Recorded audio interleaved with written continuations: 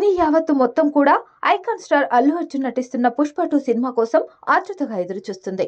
అల్లు అర్జున్ దర్శకుడు సుకుమార్ కాంబినేషన్ లో వచ్చిన పుష్ప మొదటి పార్ట్ ఎంతటి ఘన విజయం సాధించిందో తెలిసిన విషయమే. ఈ సినిమాలో అల్లు అర్జున్ నటనకు నార్త్ ఆడియన్స్ ఫిదా అయ్యారు. ఇక ఈ సినిమాకు గాను అల్లు అర్జున్ జాతీయ ఉత్తమ హీరో అవార్డు సైతం గెలుచుకున్నారు. జాతీయ అవార్డు అందుకున్న తొలి తెలుగు హీరోగా అల్లు అర్జున్ నిలిచారు. బన్నీ తన మేనరిజంతో యాక్టింగ్తో పుష్పను పాన్ ఇండియా స్థాయిలో నిలబెట్టేశాడు. నార్త్ ఆడియన్స్ కు పుష్ప బాగా ఎక్కేసింది. అందుకే పుష్ప అక్కడ 100 కోట్లు కొల్లగొట్టేసింది. దీంతో పుష్ప 2 పై భారీ అంచనాలు ఏర్పడ్డాయి. ముఖ్యంగా ఈ సినిమా కోసం నార్త్ ఆడియన్స్ ఎంతో ఆతృతగా ఎదురుచూస్తున్నారు. దీనికి తగ్గట్టుగానే సుకుమార్ ఈ సినిమాపై ప్రత్యేక శ్రద్ధ పెట్టినట్లు తెలుస్తుంది. తొలుత ఆగస్టు 15న విడుదల చేస్తామని ప్రకటించినప్పటికీ షూటింగ్ ఆలస్యం కావడంతో సినిమాను వాయిదా వేశారు.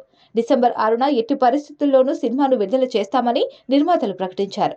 అయితే పుష్ప 2 రిలీజ్ డేట్ ను మరోసారి మార్చారు మేకర్స్. డిసెంబర్ 6న కాకుండా ఒకరోజు ముందుగానే అంటే డిసెంబర్ 5న విడుదల చేస్తామని చిత్ర యూనిట్ ప్రకటించారు.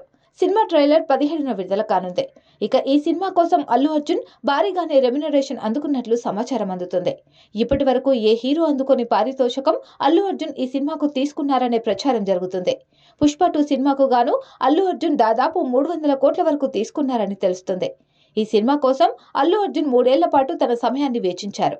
అలాగే శ్రీవల్లి పాత్ర చేసిన రష్మిక మందన్న 10 కోట్ల రూపాయలను తీసుకుంది.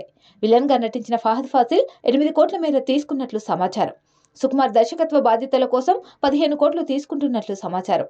మరోవైపు మ్యూజిక్ కంపోజిషన్ కోసం దేవిశ్రీ ప్రసాద్ 5 కోట్ల పారితోషికం తీసుకున్నారని తెలుస్తుంది. ఏది ఏమైనప్పటికీ ఇండియా మొత్తం మీద అత్యధిక పారితోషికం తీసుకున్న హీరోగా అల్లు అర్జున్ నిలిచారు.